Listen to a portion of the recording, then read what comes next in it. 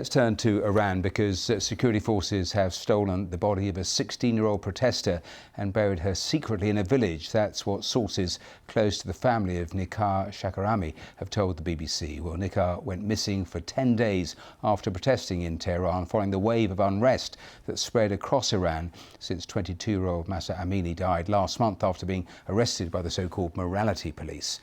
Well, the violence has led to the deaths of more than 100 people, with hundreds more being arrested. Rana Ryanmore has the latest. This was Nika Shakarami, a typical shy teenager seen here singing karaoke with friends. She joined the protests and was killed a few days before her 17th birthday.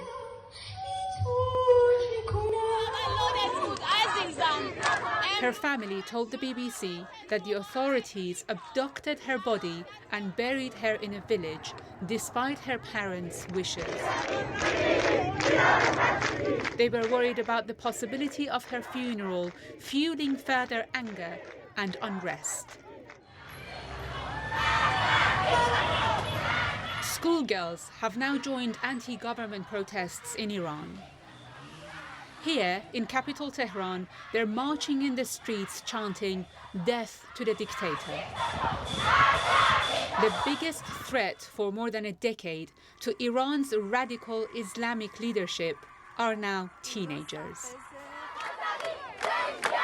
Here, in the Kurdish city of Saqqez, schoolgirls are chanting, "Jen Jian Azadi," meaning woman, life, freedom. A slogan that has become the stamp of these protests. Now in its third week, these protests are the longest and the most widespread protests against the Islamic Republic. The supreme leader calls them riots that are supported by the West. But these young protesters say the supreme leader has only himself to blame and that he must go. Rana Rahimpour, BBC News. Well, Rana, as you can see, is here with me. Let's start with that 16-year-old and what sources close to the family have been saying to the BBC, because it's yet another indication of the brutality of the way the authorities are responding to these protests, isn't it? Yes, so she went missing. She joined the protest in the first few days, and the family had no idea what had happened to her. For 9-10 days, they looked everywhere. And eventually, they found out that she had been killed. But the authorities were so scared of another round of angry funerals / protests that they abducted her body. They buried her in a remote village. Her parents wanted to bury her somewhere closer to where they live in Khorramabad. People still gathered in the graveyard where they were expecting Nika to have been buried. They didn't find her there. And they were cracked down. So riot police, security forces showed up at this funeral, which didn't have the body. And they started shooting metal pellets against the protesters. And in terms of the wider protest, I mean, some extraordinary footage, extraordinary protests emerging despite everything we're seeing from the authorities. You're absolutely right. Now, schoolgirls are out and protesting against the Islamic Republic. Today we even had a boys' school that joined these protests. And that's going to make it very difficult for the Iranian authorities.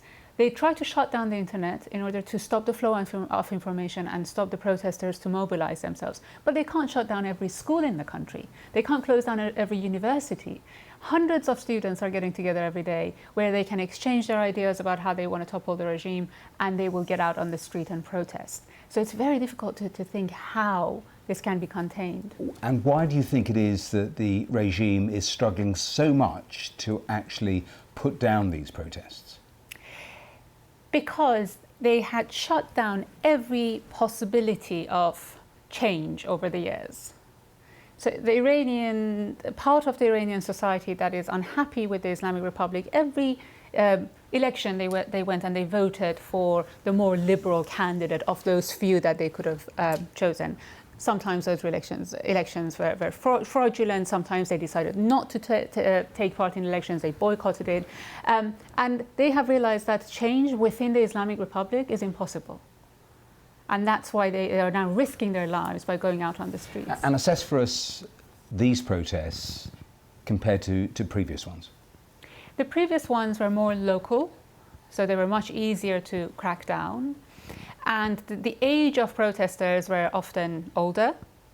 And now what we're seeing is a movement that some sociologists are calling a mega movement. It was led by the women's movement, and now we are seeing universities joining it.